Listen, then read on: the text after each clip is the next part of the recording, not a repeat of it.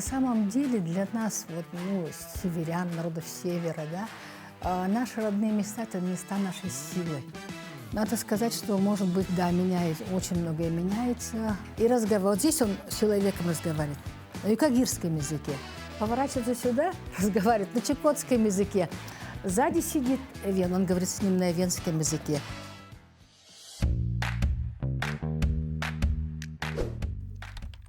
Христофорова Любовь Викторовна в 1979 году закончила Республиканскую физико-математическую школу при ЯГУ. В 1984 году математический факультет ЯГУ.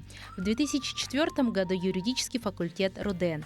Первое место работы – учитель математики Кыстатемской средней школы Жиганского района. Далее проработала учителем математики и в должности замдиректора в поселке Жиганск. Оттуда избрана вторым, затем первым секретарем Жиганского райкома комсомола. Была государственным нотариусом района. 1992 год – переезд в Якутск и работа в вновь образованном Конституционном суде Республики Саха-Якутия.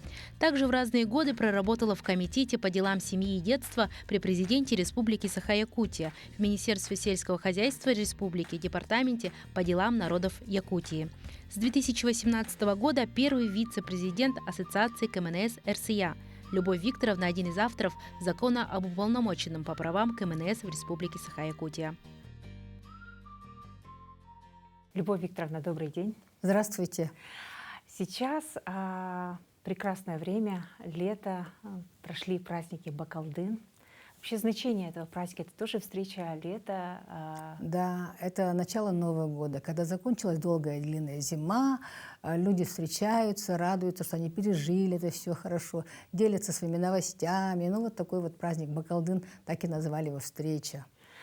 Сама стала частью этого праздника и была очень удивлена тем, что вот именно поклонение большой шкуре медведя, да, что да, это его очень сакральный смысл. Его очень почитают вообще северные народы, да, и вот когда даже кушают этого мяса, они говорят, это не мы тебя добыли, ага, это вот другое нам принесли, и всячески выражают свое уважение, поклоняются этому зверю, потому что он хозяин тайги. Но в принципе традиции все схожи. Обряд очищения — это тот же круговой танец.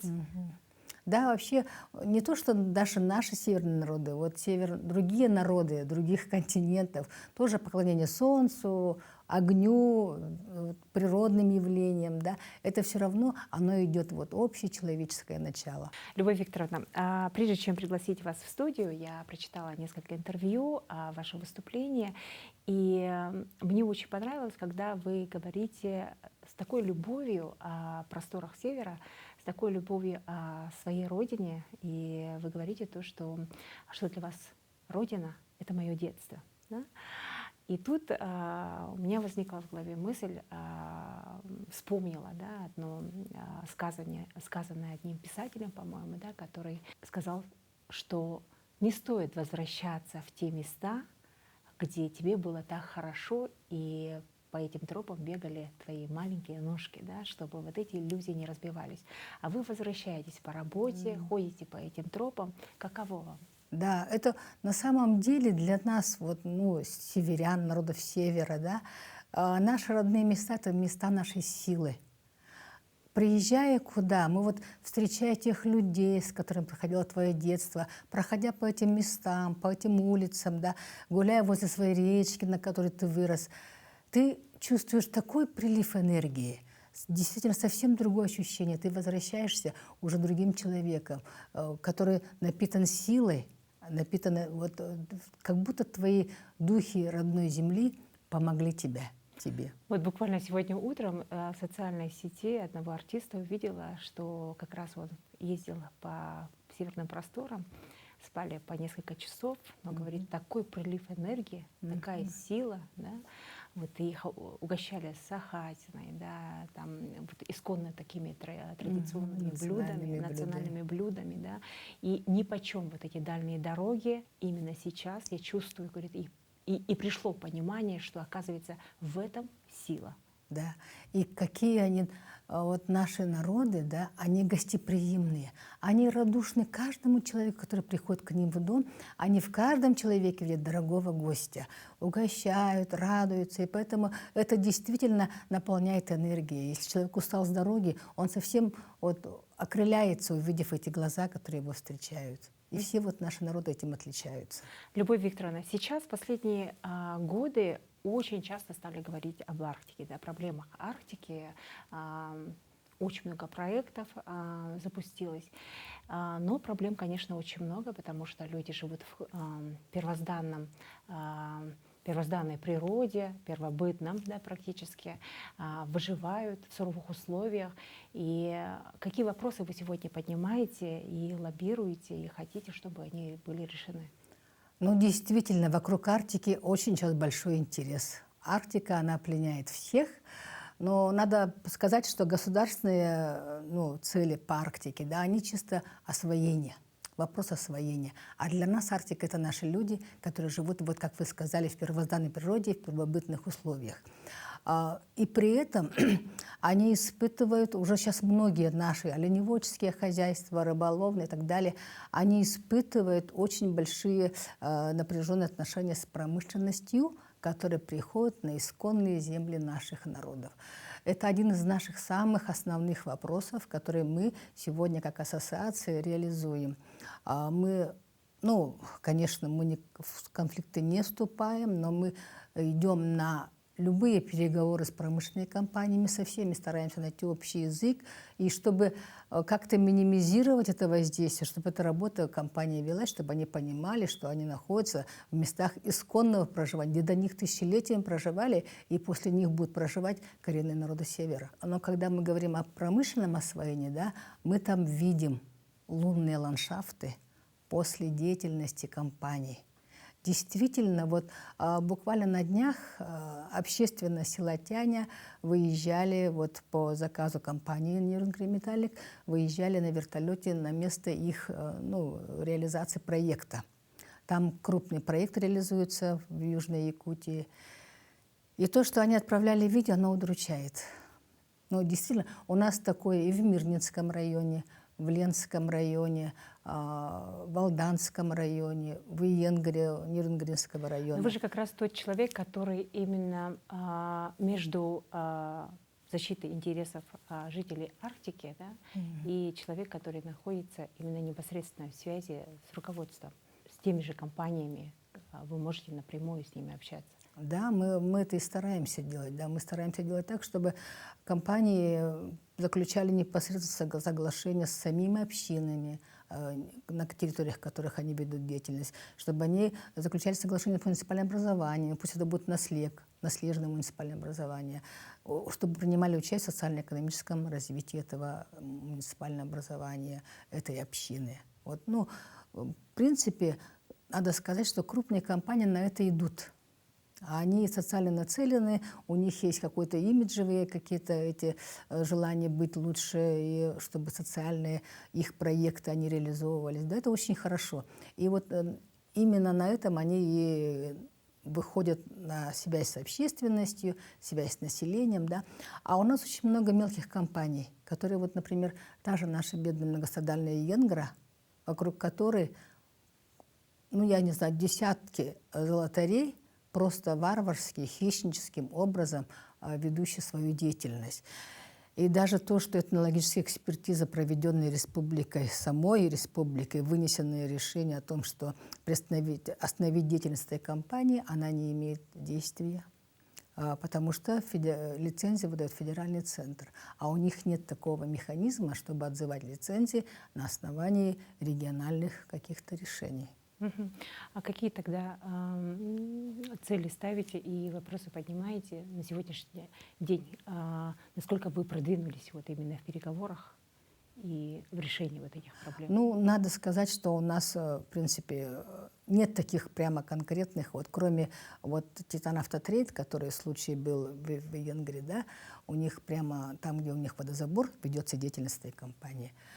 Но я хочу сказать, что у нас есть хорошие отношения с компаниями. Сами наши общины выходят. Вот, например, в Тампонском районе, село Тополиное, наше оленеводческое село, у них тоже компания, она прямо маршрут избрала и прямо через место отела оленей, вот здесь находятся оленеводческие маршруты.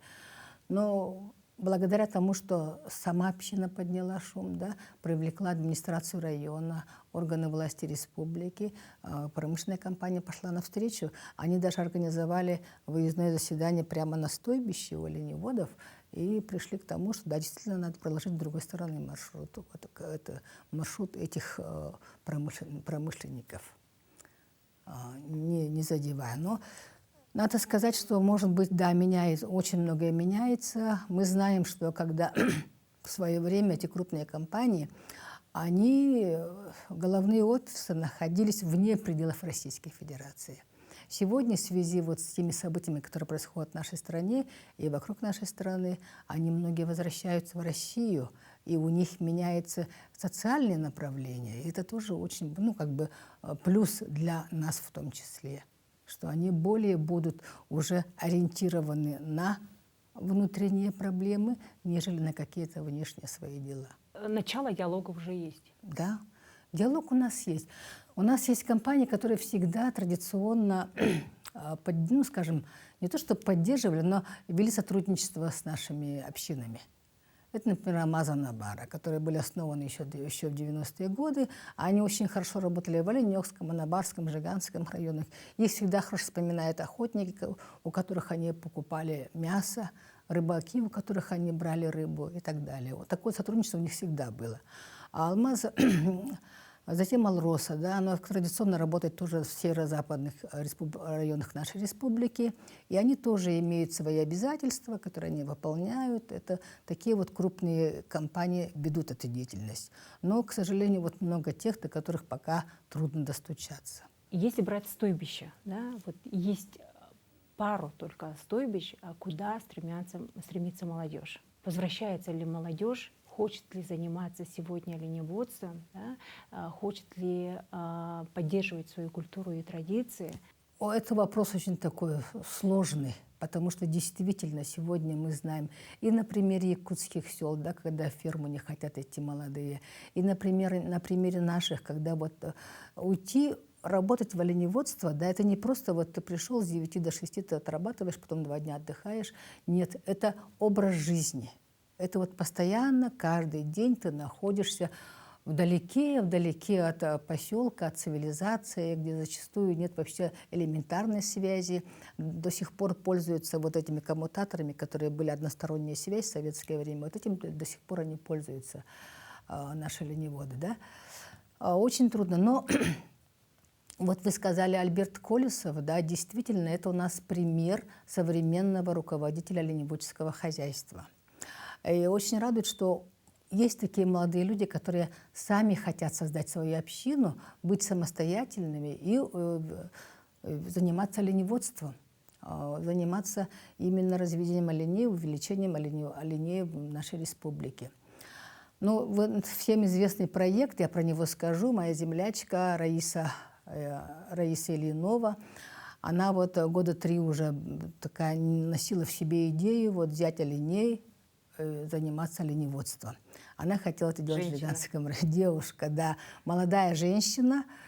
И когда вот весной пошел клич, что там оленеводы Хабаровского края хотят отдать кому-то, продать своих оленей. В общем-то, разные люди на них выходили, в том числе Раиса выходила. И эта семейная пара решила ей отдать своих оленей. Как интересно. Да, очень интересная. Вообще, я встречалась с этой семьей, они такая интересная пара, Евгения и Николай. Они всю жизнь занимались оленеводством.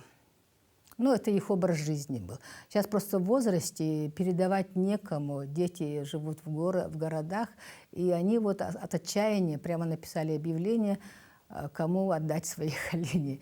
Но приехав сюда, вот подарив оленей Раисе, тут пока под Якутском сделали для них стойбище. В общем-то, они очень довольны были тем, как они вот разместили оленей под Якутском. Пока так скажем, да. Олени уже дали приплод, уже у них 7 оленят. Да, и вот, ну, надеемся, постепенное увеличение поголовья, но дальнейшее какое-то развитие. Я все равно надеюсь, что Министерство сельского хозяйства не оставит это просто так без внимания. Они будут оказывать какое-то содействие. Все равно, ну, у нас как бы все вот эти вопросы развития оленеводства, они решаются через Министерство сельского хозяйства. Мгм. Но в предварительной беседе вы сказали, что женщин в оленеводстве становится все больше, и очень много руководителей женщин стало. Да, у нас есть женщины, руководители общин.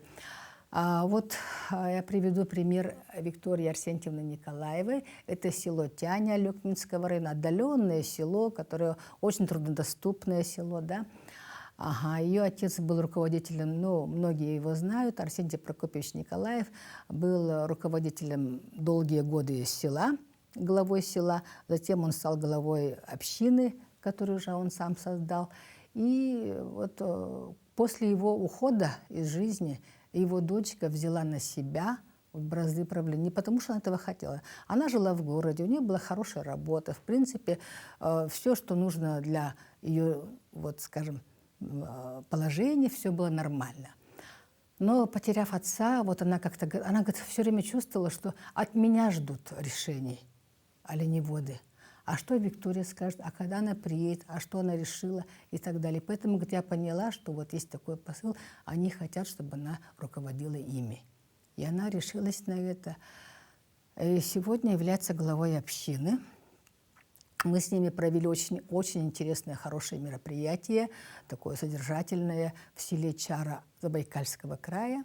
Вот в память, опять-таки, об Арсентии Прокопьевиче. В год его 65-летия в этом году ему должно было исполниться. И такой праздник оленеводов для венков Забайкальского края. Очень хорошее мероприятие состоялось.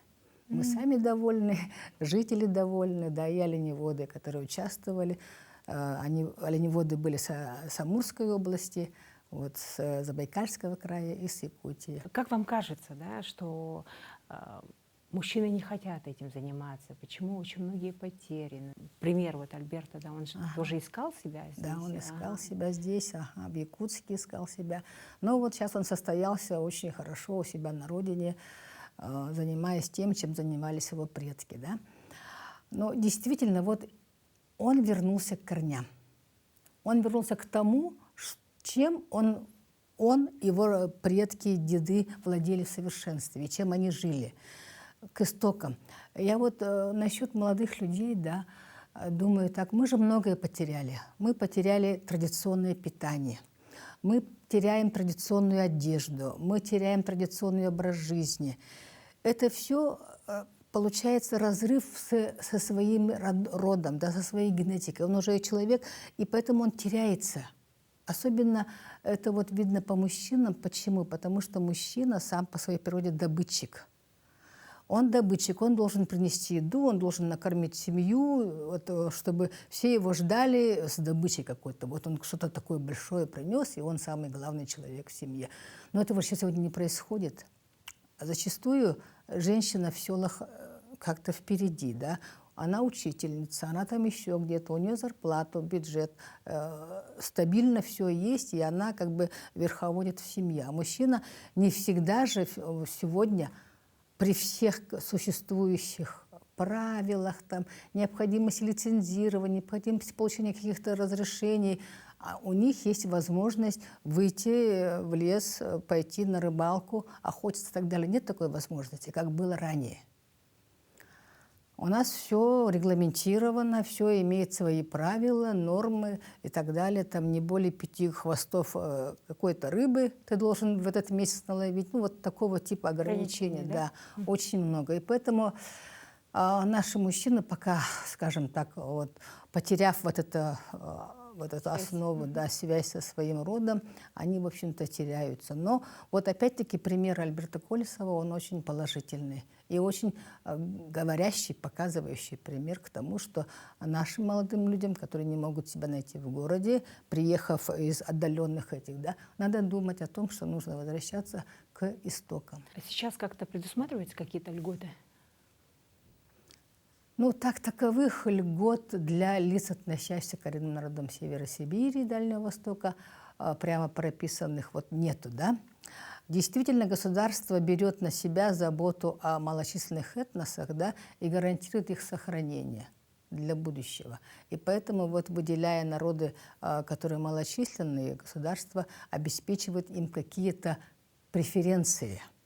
Например, в традиционном вот, образе жизни. Создают территорию традиционного предопользования. Да? Им разрешается охотиться на пропитание без особых разрешений, но при этом в определенные сроки. Да?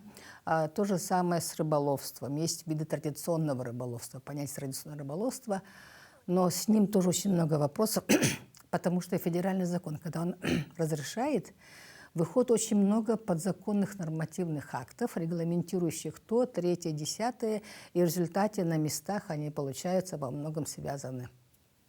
Вот эти рыбаки и охотники. А раньше, просто помню, если ты представитель коренных малочисленных народов, какие-то льготы поступления в высшее учебное заведение. На сегодня по национальному признаку в Российской Федерации льгот при поступлении на учебу, при поступлении на работу, при приеме детей в детские садики и так далее, этого ничего нету. Мы все граждане Российской Федерации. Другое дело, мы многодетные, мы малоимущие, инвалиды и так далее, отдельные социальные группы, которые имеют какие-то вот виды. Да? А если, допустим, в свое время коренные малочисленные народы Севера, дети, вот, обучающиеся в высших учебных заведениях, получали стипендию дополнительную, да? Сегодня этого нету. Есть федеральная стипендия для детей, ну вот студентов, да, которые показывают определенные какие-то, скажем, много печатаются, да, какие-то работы научные выполняют, участвуют в олимпиадах, там чемпионы и так далее.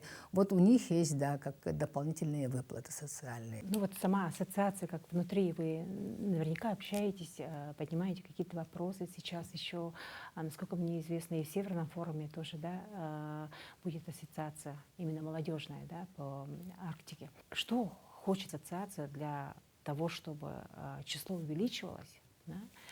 Что хочет ассоциация, чтобы коренные малочисленные народы не были ущемлены? Ну, действительно, по большому счету, когда вот мы так разговариваем, когда мы бываем в поездках, общаемся с нашими людьми, да, что мы хотим? Мы хотим, чтобы нас не трогали, чтобы инспекторы, всякие надзорные органы не стояли на каждом шагу и не боялись люди выходить на улицу. Вот это. А на самом деле наш человек свободный же, он может сам себя прокормить, он может сам себя одеть. Вот, ну, чем и занимались они тысячелетия. Да? Если вот этих всех запретов не было, они бы сами себе самодостаточно жили бы. Да? Но возвращаясь к реалиям сегодняшнего времени, мы, конечно, хотим, чтобы наша молодежь получила хорошее образование. Но при этом, чтобы она это образование, получив, да, возвращалась к себе в родные места, да, чтобы сохранялся язык. Это наш один самый главный больной вопрос, это сохранение языков коренных народов Севера. Потому что, ну, мы сами понимаем, даже, и не говоря о якутском языке, даже русский язык бьют тревогу, что теряется язык, чистота его и так далее. Да. Люди уже говорят, да, это очень большая проблема. Не говоря уже о языках народов, на которых говорят совсем мало народу. У них нет смысла, как бы, да, вот стимула. Зачем мне изучать язык, если, допустим, это мне не поможет ни в поступлении на учебу, ни в поступлении на работу? С кем я могу в магазин прийти на этом языке, я не поговорю, допустим, прийти в кино на этом языке, кино я не посмотрю. Очень много таких моментов, да, поэтому на одних энтузиастах держатся сегодня языки коренных народов Севера. Это очень большая проблема. И сегодня вот дети, наша молодежь, получив образование, да, развиваться в этом отношении должны. Именно как сохранить языки, пропагандировать их, в том числе вот, имея какую-то даже другую специальность. По поводу языка вы в предварительной беседе рассказали замечательные истории своих поездок. Да. Вот у нас есть такой уникальный Нижнеколымский район, самый отдаленный, но самый интересный с точки зрения вот компактного проживания в нем. Чукчи, юкагиров, эвенов, да, ну и, конечно, якутов и русских. И вообще издавна. И был такой случай, когда мы ехали из Черского в Андрюшкино, это отдаленное село Нижнеколымского района, дорога очень не короткая, скажем, да. И сидит вот Василий Николаевич, да, он сидит, по-моему, Василий Николаевич звали, ага, и разговаривает. Вот здесь он с человеком разговаривает на юкагирском языке. Поворачивается сюда, разговаривает на чукотском языке. Сзади сидит Эвен, он говорит с ним на эвенском языке. Тут он говорит на якутском, но при этом прекрасно владеет русским хорошим языком. А кто по национальности? Он сам эвен. И это говорит о том, что вот эти северные народы, живя вместе, такая культура общения была, понимаете, да? Они вот понимали, что это юкагир, говоришь с ним на юкагирском языке. Это именно культура народов из самих этих, да, шла, что необходимо было учить язык того человека, с которым ты рядом живешь. И он вообще очень уникальный человек. Но таких было много. Сейчас, конечно, к сожалению, они уходят, да. И очень вот чаще всего остается только русский язык. Из всех этих языков, да, больше в общении сегодня остается русский язык. Но эта ситуация вообще, я когда вспоминаю все время, какие вот люди, это же на самом деле полиглот, ну, в современном понимании, да, а для него это естественно. Вот как мы выросли двуязычными, да, ну, потому что говорили на русском, на якутском, мы выросли двуязычными, для нас это нормально. А для русского средней полосы это что-то ненормальное, когда человек с якутского так быстро переходит на русский язык, да. Вот у них точно так же. Вот на 5 языках. Прекрасно. 5-язычие. У вас 2 дочерей, Вавенкика. Вы передали как-то свой язык девочкам? Нет, к сожалению, вот насчет языка, вот я еще раз подчеркиваю, что это большая проблема. Эвенкийский язык, вот он сохранился у нас в общении, в семье, в быту, но сегодня тоже как-то это все стирается, да, в селе Янгры Нерюнгринского района. А к эвенкийским районам относятся северо-западные районы. Это вот, Оленёкский эвенкийский, Жиганский эвенкийский, Анабарский, он Долган эвенкийский, да. Вот в Мирнинском районе проживают у нас эвенки, в Алданском. Ну, вот так вот, если идти по западной части Якутии, да. Но языка, к сожалению, у нас не сохранилось. У нас, вы знаете, уже тогда, в годы, исачные годы Российской империи, когда они собирали, да, у них были переписи, велись тех, кто сдает им исак. Там прямо, да, были написаны тунгус, тунгус, тунгус. Но язык общения постепенно у них переходил на якутский в то время уже. Да, поэтому вот уже даже к началу советской власти было мало людей, владеющих родным языком. Больше все перешли на якутский, русский языки. Но тем не менее вы знакомы со своей культурой, традициями, и уже по работе ездите по всей Арктике, по всем северным районам, где проживают коренные малочисленные народы. В традициях что-то есть отличительное, допустим, чтобы удивило вас, допустим, там, в той же Юкагирской, вот вы про Чукчи тоже очень хорошо рассказали. Ну, действительно, наши народы, они, ну, народы севера, скажем, да, у них общее – это оленеводство, рыбалка, охота. Северный человек, будь то он чукча, эвенк, долганин, да, они очень хорошие оленеводы и охотники. Это их общая черта. Да, у них, скажем так, меховая одежда. Но эта одежда очень отличается. У каждого народа свое. Вот, допустим, распашные кафтаны – это тунгусская часть, да, а у юкагиров чукчи у них вот закрытые такие, ну, как парки, да, одежда. Очень сильно отличались у нас по родам. Каждая вот женщина вышивала, украшала одежду, да, свою, мужа, детей. И у них вплетались свои родовые знаки, да. И вот по ним уже они могли говорить, да, это, оказывается, оттуда эти вены, ой, оттуда вот эти юкагиры. Поэтому как-то разнообразие вот, было очень сильным в одежде у наших народов. Сегодня мы вот даже для того, чтобы сохранить вот аутентичность нашей одежды, каноны наших северных одежд, да, мы создали лабораторию Сиректе. Лабораторию в прошлом году мы создали для того, чтобы она занималась именно сохранением нашей традиционной северной одежды. Вот сразу скажу, да, может быть, не совсем, скажем так, к месту, да, но мы сегодня имеем то, что многие элементы нашей одежды, да, покрой, узоры, мастера просто берут и шьют. Вот, допустим, грубо говоря, и якутский костюм холодай с элементами эвенкийской, эвенских узоров. Да? Это сейчас запросто делается. Вот именно поэтому мы создали вот это сиректе для того, чтобы было видно, что вот это вот исконно да, эвенкийский наряд. Да, исконно эвенские вот эти узоры. Чтобы не было смешения и чтобы четко было известно.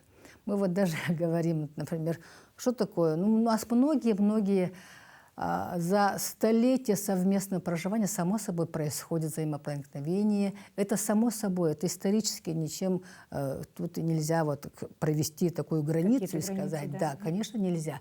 Все равно же мы живем в обществе. Есть эксперты, люди, которые, если брать, допустим, якутский наряд, очень многие художники есть, да, люди, которые исторически изучают это все, да. Да, возможно, какие-то мастера, модельеры, молодые, неопытные, они могут смешать, да, сделать такой симбиоз, да. Это может понравиться. Почему нет?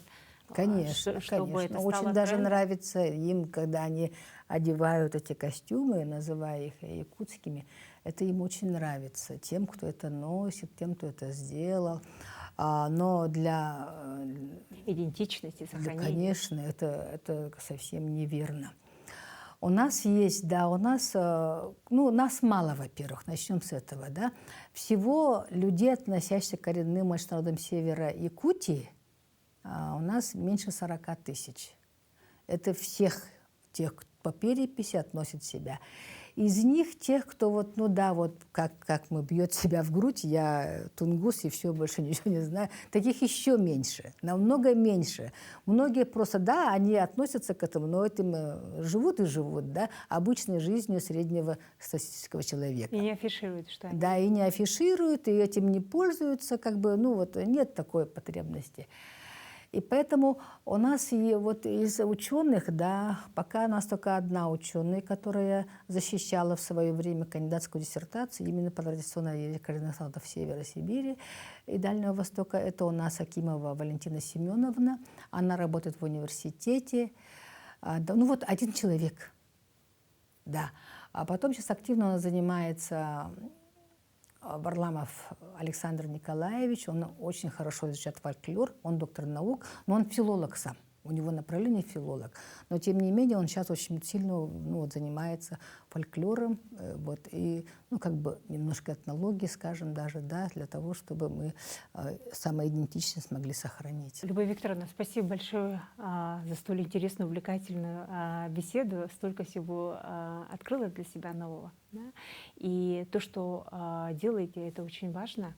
И да, очень грустно то, что всего один филолог, да, который действительно занимается таким глубоким анализом, один ученый. Хотелось бы, чтобы взращивали, да, чтобы об этом говорили. Сделать это трендом, чтобы это было модно, что мой костюм вот такой, мой танец такой, мой язык звучит так. После нашего разговора я уверена, что вы это все сделаете, будете отстаивать, и чтобы все ваши цели были достигнуты, и все, о чем мечтаете по-женски, были претворены в жизнь. Спасибо большое. Я тоже надеюсь, что что наша беседа будет не зря, и я благодарна, что я смогла озвучить его с вами, в беседе с вами свои какие-то мысли. Спасибо большое.